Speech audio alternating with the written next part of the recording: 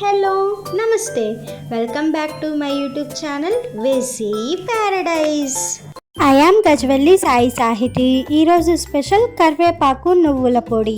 వేడి వేడి అన్నంలో దీనిని కలుపుకొని తిన్నాము అంటే ఎంతో కమ్మటి టేస్ట్ వస్తుంది. అంతేకాకుండా దోశ ఇడ్లీలోకి పర్ఫెక్ట్ కాంబినేషన్ అన్నమాట. ఎన్నో హెల్త్ బెనిఫిట్స్ ఉన్న నువ్వులను కరివేపాకును ఎవరైతే తినడానికి ఇష్టపడరో వాళ్ళకి ఇది బెస్ట్ రెసిపీ అని చెప్పుకోవచ్చు. మరి ఇంకెందుకు లేట్, రెసిపీ ప్రాసెస్ చూసేద్దామా? Let's begin the recipe process. First stove మీద ఒక కడాయి పెట్టుకొని కొంచెం హీట్ అయిన తర్వాత ముందుగానే శుభ్రంగా వాష్ చేసుకొని తడిపోయే వరకు ఆరపెట్టుకున్న 2 కప్పుల కరివేపాకు యాడ్ చేసుకోవాలి. ఇప్పుడు మధ్య మధ్యలో తిప్పుకుంటూ లో టు మీడియం ఫ్లేమ్ మీద క్రిస్పీగా అయ్యే వరకు డ్రై రోస్ట్ చేసుకోవాలి. కరివేపాకు తినడం అన్న వెంటనే మనకి జుట్టు పెరగడానికి బాగా ఉపయోగపడుతుందని గుర్తొస్తుంది.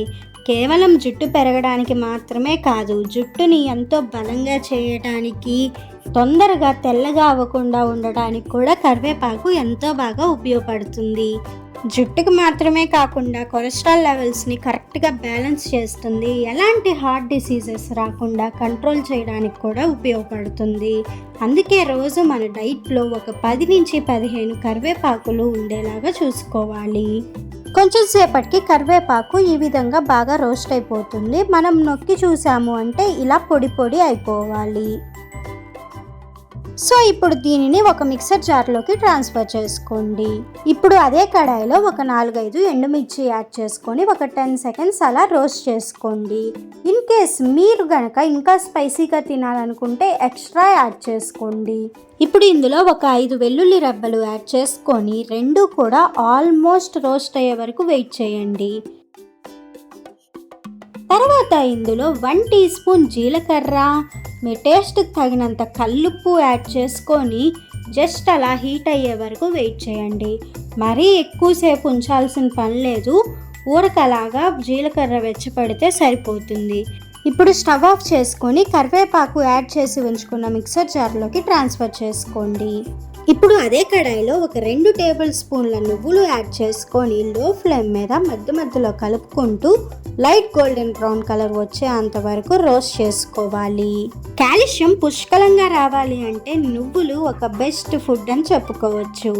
High amount of manganese and calcium ఉండటం వల్ల మన బోన్స్ని ఎంతో హెల్దీగా అండ్ స్ట్రాంగ్గా ఉంచుతుంది. ఆర్థరైటిస్ ప్రాబ్లం ఉన్నవారు రోజు ఈ నువ్వులు తిన్నారు అంటే ఎంతో మేలు జరుగుతుంది.